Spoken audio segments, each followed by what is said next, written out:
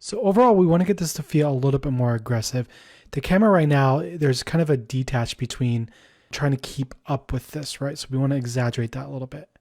First, we need to get our aspect ratio to be consistent with our other shots. So I'm just going to do 1280, 540. This is something that we probably should put in the template so that whenever we open the file that it's just going to kind of be there. That's fine for now. And then what we can do here is kind of, tweak the background. We want this to not be dead set on the sky plate. We want this to be a little bit above that. And then from here, what we can do is simply exaggerate this camera. So I'm just going to go ahead and go into my rotation settings right here. And we can kind of play around with this in the sense that, we want it to feel like it's trying to catch up. So what we're going to do is just exaggerate this a little bit more. So, it goes from being at the beginning to being at the very end, and it like almost goes out of frame. And then we want to kind of feel like it's trying to like catch up. So it's kind of doing a big swing and it's kind of overcompensating. So we're going to kind of do something like this. So it starts off slow and it's going to kind of do something like this where it's kind of trying to play catch up. There we go. So now you can definitely feel it's starting to feel a lot more aggressive. And the speed overall right now, it's not it's not feeling very aggressive. I'm going to go ahead and push this all the way to the edge of the frame here. And overall, the speed of this just isn't quite there yet. So let's go ahead and we'll go into our location keyframes here.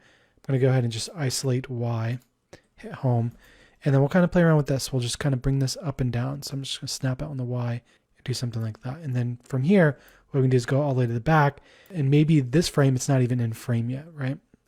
So now it's going to come in flying, and then it's going to be kind of like this aggressive attempt to keep up with it. And again, I'm looking at this in rendered mode. For you guys, if you on a lower end graphics card, you might want to switch over to, in fact, it's really best practice to be animating in a viewport shading mode. I'm not having a hard time keeping up with 24 frames per second, so I'm going to keep it in rendered mode. But again, be sure to be on shaded if you need to, so you can see this in real time. So overall, getting there pretty good. I think the final tweaks, what we can do here is just not be so aggressive about it stopping here at the end. We want this action to feel like it's consistent, like it's not, there's no beginning and a start to the animation itself, but there's going to be a beginning and a start to the actual cut itself. So I'll go ahead and make sure that this doesn't actually go to an abrupt stop. And then we can always kind of scale this up a little bit if we want this to not be so close to the edge of the frame. Then we can always scale this out a little bit more. So a lot of tweaking. So from here, the camera shake itself doesn't feel that aggressive either. So what we can do is tweak that. So we'll go ahead and enable our cube right here. Go to the animation modifiers over here by hitting N on our keyboard. And then we'll simply go over to scale and strength, and we'll kind of play around with these. So I'll go ahead and set this up to something like 4.5. See how that's looking. A lot better. It feels a lot more aggressive. That's going to be on Z. We'll go ahead and go over to Y as well. Just crank that up to something like 0.4, 0.5, and then 4.5 again. So it feels a little bit more aggressive. There we go. Now we can really start to feel like the camera is having a hard time keeping up.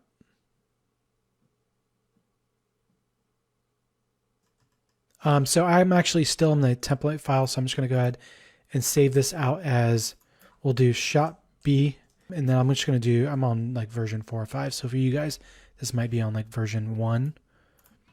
And then I'll go ahead and render this out. So we'll go ahead and set up our properties, and we'll do some additional camera movements in the next chapter. So I'll go ahead and do my output properties. I'll do / render. We'll do shot B version 4, and then shot B _ version 4 dot. Again, PNG is going to be fine. I'm going to do a JPEG 100%. 1280 by 540 is all good to go. And then at this point, we can either do render animation up here, or we can do render animation down here. I'm going to go ahead and do the motion blur add-on for this one. Something else I want to tweak before I get into this a little bit more. I think the jet is looking a little too kind of cartoonish with this really, really shiny look to it. So I'm going to dull that out a little bit. It really picks up on when you see it spinning. So I'm just going to go ahead and go to my material properties over here, go to body, and then simply just go up to something like 0.75. So it's going to be a little bit more dull and not so kind of mirror-like. Great. So we'll go ahead and I'm going to just go ahead and do a render animation, or we can do render motion blur sequence. And there we go. Our animation is done. We'll go ahead and do render view animation. Go ahead and play this. Looking pretty awesome.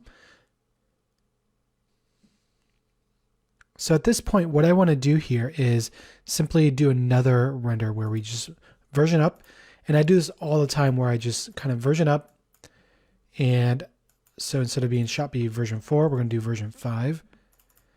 And then I'm simply going to make a small tweak, version up the render, and we'll have a couple more things that we can play around with when we get to our editing stage. So right now, the lens is pretty zoomed in. So what I'm going to do is kind of back off of this, something like 100. So we have kind of like a wider lens. And then we have the opportunity to kind of punch in on this. And I'll go ahead and just simply scale this up as well. We need a little bit more breathing room on that. Great. And then all we have to do here is go to our output settings again and render that out. So I'll do shot 5 and then shot 5, or version 5 rather. And then we can either do render animation or simply do render motion blur sequence. Great. And we'll just view that animation. We'll just do render view animation. Check this out before we move on. Looking great. Whoops. And then it looks like we got our box there. So I'm going to go ahead, turn that off and render this back out. So we just have to turn off this cube, render again. But yeah, I'm going to work on the GoPro shot in the next chapter.